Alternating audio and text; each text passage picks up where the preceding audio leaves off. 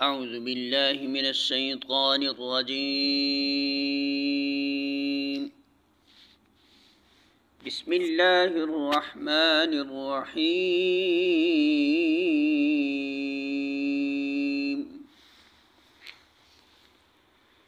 فتقبلها ربها بقبول حسن وأنبتها نباتا حسنا وكفلها زكريا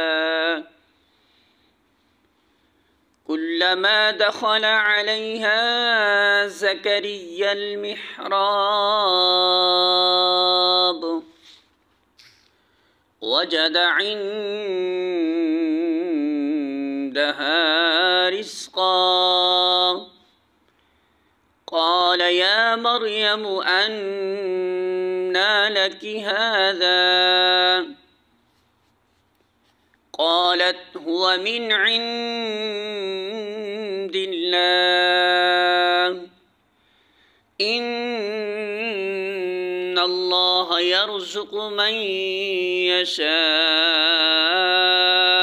بغير حساب۔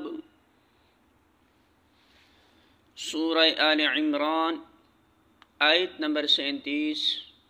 ترجمہ: آخر کار اس کے رب نے اس لڑکی کو بخوشی قبول فرما لیا، اسے بڑی اچھی لڑکی بنا کر اٹھایا اور زکریا کو اس کا سرپرست بنا دیا۔ زکریا جب کبھی اس کے پاس محراب میں جاتا تو اس کے پاس کچھ نہ کچھ کھانے پینے کا سامان پاتا۔ پوچھتا، مریم یہ تیرے پاس کہاں سے آیا؟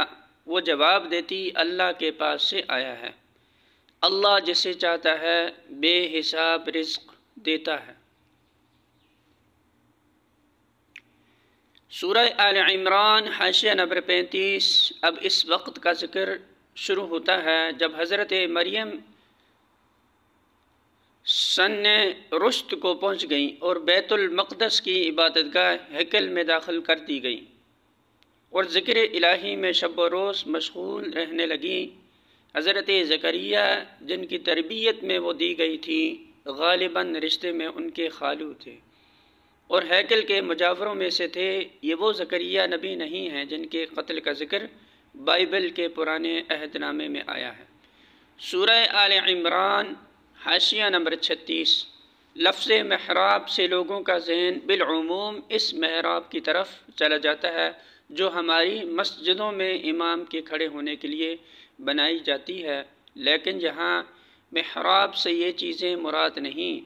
صوامع اور کنیسوں میں اصل عبادت گاہ کی عمارت سے متصل سطح زمین سے کافی بلندی پر جو کمرے بنائے جاتے ہیں جن میں عبادت گاہ کے مجاور خدام اور معتکف لوگ رہا کرتے ہیں، انہیں محراب کہا جاتا ہے۔ اس قسم کے کمروں میں سے ایک میں حضرت مریم معتکف رہتی تھی۔